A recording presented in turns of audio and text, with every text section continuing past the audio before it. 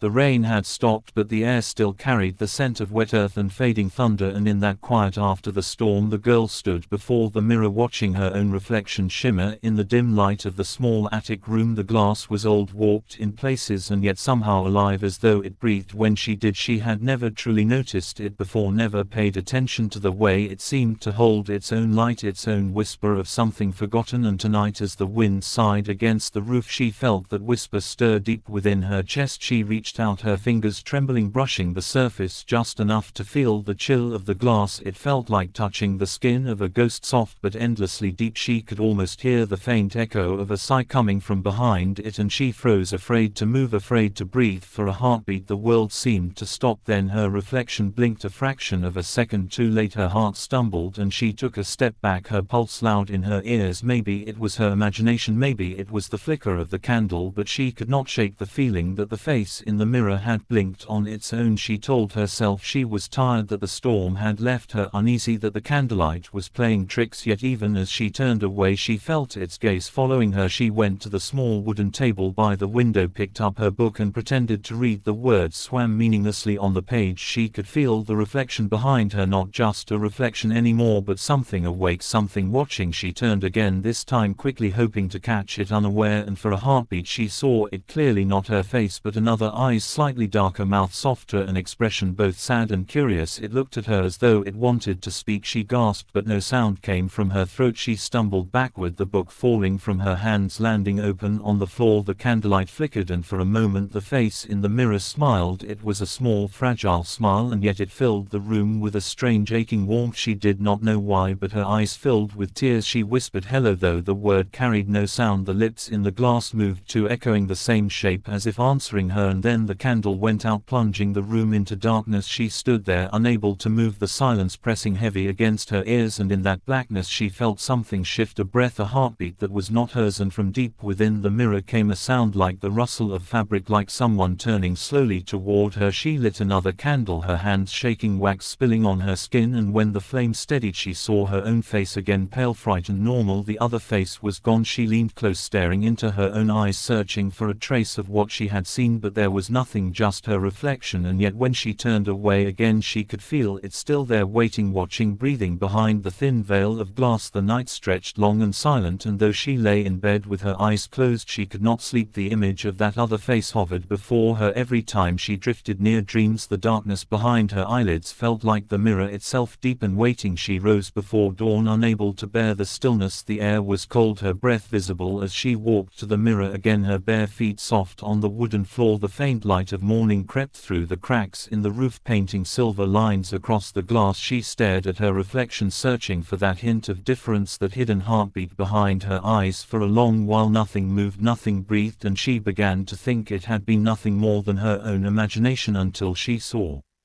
the smallest flicker in the depth of her reflection, the faintest shimmer, as though the glass had sighed. She leaned closer, so close her breath misted the surface, and in that mist she saw a shadow form, a second face overlapping her own, not clearer but present and trembling as though struggling to hold shape. She whispered softly, "Who are you?" Though she knew the mirror could not answer, and yet the shape of the mouth moved with hers, repeating each word, but not quite the same. The rhythm felt older, slower, and the eyes behind that face looked sad, so deeply sad that it pulled at something inside her chest. She reached out again, fingertips grazing the cool glass, and this time she felt warmth from beneath, as though someone's skin pressed lightly against hers from the other side. It startled her, but she did not pull away. Instead she stood there, feeling that faint touch, until the morning light grew stronger, washing the room in gold, and the face began to fade, the warmth slipping away, leaving only her reflection once more. She dressed slowly, her mind tangled with thoughts she could not explain. As she moved through her day, the world outside seemed strange, the colors dimmer, the sounds distant. She spoke to people, but their words came muffled as if through water, and every polished surface, every shimmer of glass reminded her of that other face that watched her from the mirror. When night fell again she lit a candle and sat before it, waiting. She felt foolish at first, her heartbeat steady, her mind whispering that she was chasing shadows, but as the hour grew late the air in the room began to change. It thickened with something unseen, something heavy and expectant. She saw her reflection blink again, that same half delay that told her it was not her. Then the lips curved upward in a quiet uncertain smile. She felt no fear this time, only curiosity, so she spoke in a low voice, her words trembling. "Tell me why you are here." The face tilted its head slightly as though listening, its expression thoughtful, almost tender. She could not hear a voice, but inside her head there was a sound like wind in leaves, like distant memory whispering, not in words but feelings, sorrow, loneliness, longing. She felt it move through her like a breath, and tears slipped down her cheeks without knowing why. She felt both comforted and hollow. She pressed her palm to the glass again and whispered, "I can feel you." And though no sound came, the lips mirrored hers perfectly. The candle flame quivered, and for a moment she thought she saw a tear run down the cheek of her reflection. Only the glass was dry. She sat there until the candle burned low, until her eyelids grew heavy and sleep finally pulled her down. And when she dreamed, she stood not in her attic but in another room, one made of mirrors, endless and soft light glowing everywhere, and the other face stood before her, this time outside the glass, its hand reaching toward hers with eyes full of light. Part 3.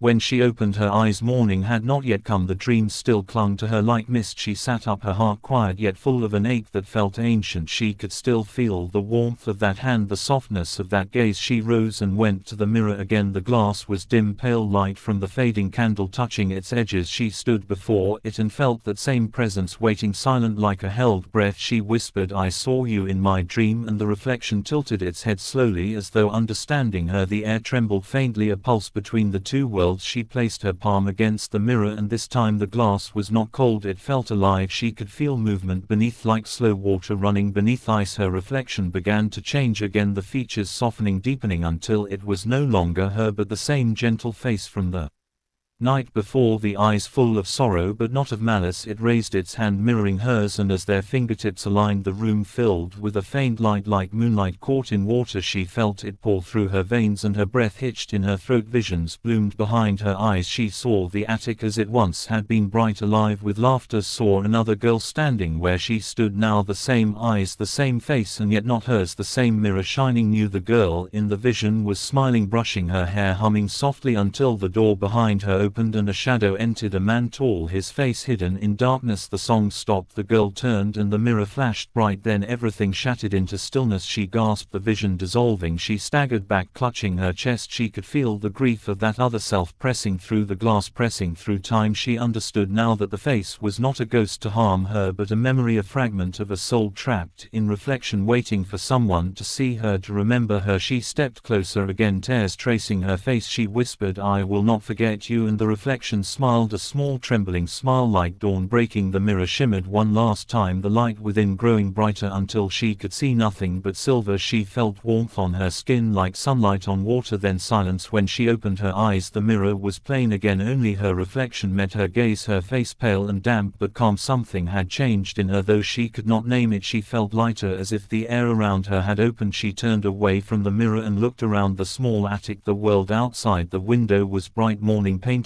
gold over the rooftops, and for the first time she noticed the quiet beauty in it. She smiled faintly, gathered her book, and sat by the window. The mirror behind her now only glass, yet in its depths, if one looked closely, there was the faintest trace of another smile, a shimmer like distant memories, still watching, still grateful. She would sometimes glance at it in the days that followed, not in fear but with gentle fondness, for she knew she was never truly alone. The face in the mirror had become a part of her story, a quiet whisper reminding her that even in reflection there are souls waiting to be seen, that even in silence there are echoes of love that never fade. And every night before she slept she would whisper good night to the glass, not expecting an answer but always feeling that faint warmth return, as if the past itself had learned to rest, and in that stillness she too found peace.